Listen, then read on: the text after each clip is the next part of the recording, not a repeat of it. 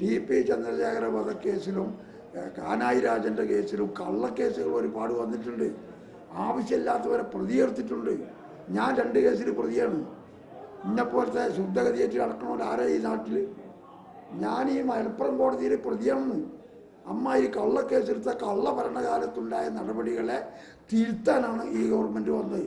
കൊടും കുറ്റവാളികൾക്കുൾപ്പെടെ ശിക്ഷാ ഇളവ് പ്രഖ്യാപിച്ച സർക്കാർ നടപടിയെ അനുകൂലിച്ച TK ഹംസ പുറത്തേക്ക് വിടേണ്ടവരെ ഈ സർക്കാർ പുറത്തേക്ക് വിടുമെന്നും അകത്തേക്ക് കയറ്റേണ്ടവരെ അകത്തേക്ക് കയറ്റുമെന്നും പറഞ്ഞു. അതിന് ഒരുപാട് അന്വേഷണവും തെളിവും റിപ്പോർട്ടും കിട്ടിയിട്ടാണ്, അല്ല രാഷ്ട്രീയ താല്പര്യം നോക്കിയിട്ടല്ല ചെയ്യല്. അപ്പോൾ സുന്ദരമായിട്ട് വിടേണ്ടോലെ വിടും, കയറ്റേണ്ടോലെ കയറ്റും. ചോദിച്ചോ. മലപ്പുറം ഉപതെരഞ്ഞെടുപ്പിൽ വിഷയം ചർച്ചയായാലും LDFന് വോട്ട് കുറയുമെന്ന ആശങ്കയില്ല.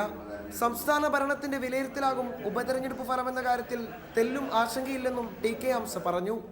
റിപ്പോർട്ടർ, മലപ്പുറം.